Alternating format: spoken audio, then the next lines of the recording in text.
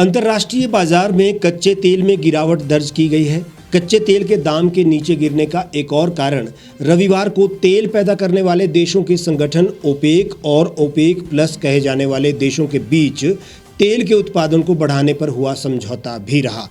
पिछले सप्ताह तेल उत्पादन के कोटे को लेकर दुनिया के सबसे बड़े तेल उत्पादक देशों संयुक्त अरब अमीरात और सऊदी अरब के बीच हुए मनमुटाव ने दोनों देशों के बीच बातचीत को लटका दिया था। लेकिन रविवार को यह विवाद खत्म हुआ और एक बयान में ओपेक कार्टेल ने घोषणा की कि इराक, कुवैत, रूस, सऊदी अरब और संयुक्त अरब अमीरात उत्पादन को बढ़ाएंगे। क्या भारत में पेट्रोल और डीजल की कीमतों में गिरावट होगी, जो इन दिनों 100 रुपए प्रति लीटर से भी अधिक हैं? सरकार कितनी गंभीरता से इस मुद्दे पर कोई प्रतिक्रिया करती है, ये अभी भी प्रतीक्षा में है।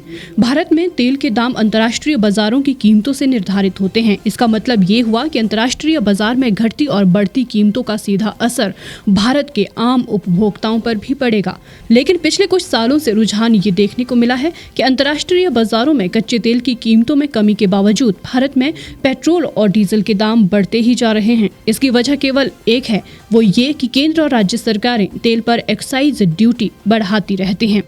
केंद्र सरकार कभी अंतर्राष्ट्रीय कीमतों का हवाला देती है तो कभी राज्यों के सिर पर ये बात टाल देती हैं कि राज्य सरकारें चाहे तो एक्साइज एवं टैक्स की दरों में कमी कर कीमतों को नियंत्रित करने में सहयोग कर सकती है। यहाँ ये बड़ा प्रश्न है कि जो सरकार ढोल पीट पीट कर लोगों को यूपीए सरकार के समय में पेट्रोल 67 रुपए होने पर भड़का रही थी और सत्ता में आई, वो आज 100 रुपए से 110 रुपए अधिक कीमत हो जाने पर भी मुंह पर ताला लगाए हुए चुपचाप देख रही हैं। ये दिन प्रतिदिन जो ये पेट्रोल के दाम है ये बढ़ते ही जा रहे हैं। देख लो, ये 100 रुपये पहुँच चुका है। आम बंदा तो नहीं चला पाएगा। अब जो ऑफिस वगैरह आना हो तो हमें बसों का ही सहारा लेना पड़ता है, जबकि बाइक होते हुए भी हम आ नहीं सकते क्योंकि इतना तेल महंगा हो चुका है।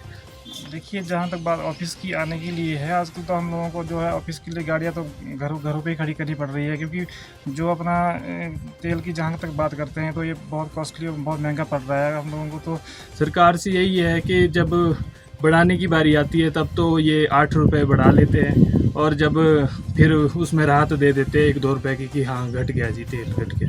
हाँ, तेल के जो दाम जो दिन प्रतिदिन बढ़ते आ रहे हैं ना सर, ये इसका कारण जो ये भी है कि महंगाई की बात बहुत गहरी जो है पड़ रही है सभी गरीबों पे, जितना जो भी है। तो आज पेट्रोल जो है हमारे 100 रुपये लीटर के करीब पहुंच चुका है। तो कहीं ना कहीं हम लोगों को लगता है कि आदमी बजट से बहुत ज़्यादा बाहर निकल चुका है हर एक चीज़ से। इसमें आम जनता को बहुत ज़्यादा नुकसान हो रहा है। सरकार से यही विनम्र निवेदन है कि जो ये तेल के दाम बढ़ चुके हैं इसको थोड़ी सी राहत मिले इसमें। हम तो सरकार से यही गुजारिश करेंगे कि जितना हो सकता है मिनिमम कोशिश करें ताकि हम लोगों को अपना घर परिवार चलाने में सहमति मिल सके, हर एक चीज़ में जो हम लोगों को बचत मिल सके। यहाँ दीगर बात यह है कि इस महंगाई के कारण लोग त्रस्त हैं और संसद में फोन जासूसी पर हंगामा करने में ना विपक्ष कम है और ना ही सरकार। देश की जनता पेट्रोल डीजल पर सरकार की नीतियों से परेशान है और देश के सांसद पहली क्लास के बच्चों की तरह संसद में बेंच तोड़ रहे हैं और चीख रहे हैं। कच्चे तेल की कीमतों में कमी का असर यहाँ दाम पर भी पड़ना चाहिए और सरकार को एक्साइज ड्यूटी पर राहत देते हुए गंभीर होने की जरूरत रहेगी।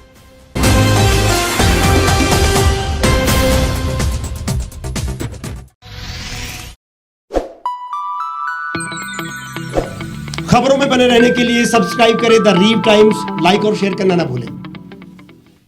गांव की चौपालों से लेकर संसद के गलियारों तक, गृहिणी के चूल्हे से लेकर निवेश और बाजारों तक, किसानों के हाल से लेकर खेत और खलिहानों तक, शिक्षा और स्वास्थ्य से लेकर खेल के मैदानों तक, संसद के प्रधान से लेकर पंचायत के पंच तक, सेंट्रल हॉल से लेकर ग्राम सभा के मंच तक, हर खबर पर रहेगी हमारी पैनी नजर।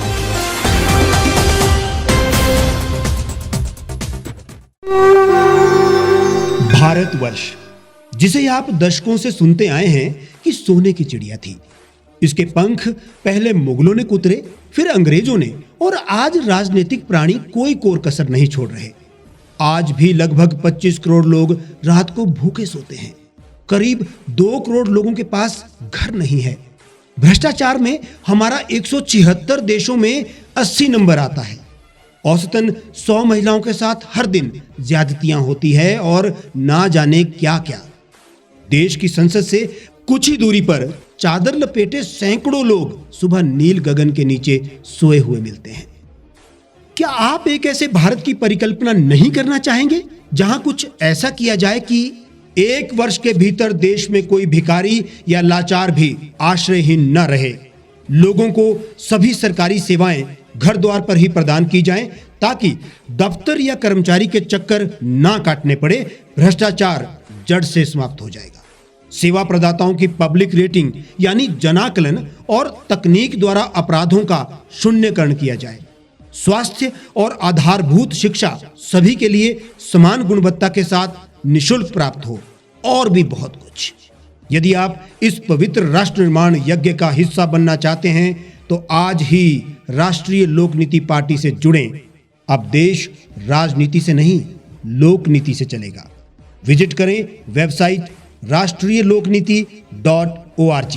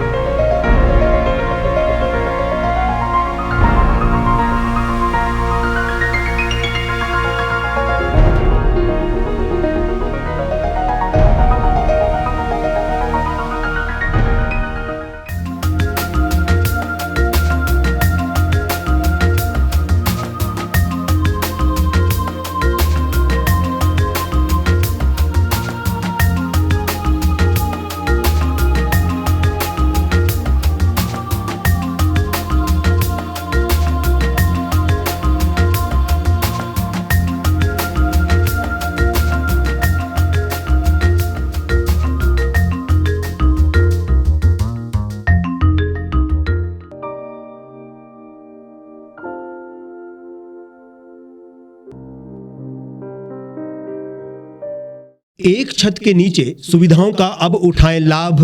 रीव ई मार्ट में अब पाएं अपनी रसोई के लिए गुणवत्ता और सस्ते दामों पर राशन सामग्री। दालें हो या हो मसाले, आपका किचन ई मार्ट संभाले। उच्च गुणवत्ता और दामों में बेहतरीन रीव ई मार्ट में पधारें और पाएं अपनी पसंद के सभी उत्पाद, या फिर करें ऑनलाइन ऑर्डर और पाएं घर द्वार पर ही सुविधा। आज ही संपर्क करें फोन नंबर 8219694079 पर, बाईपास रोड, शनान, संजौली, शिमला।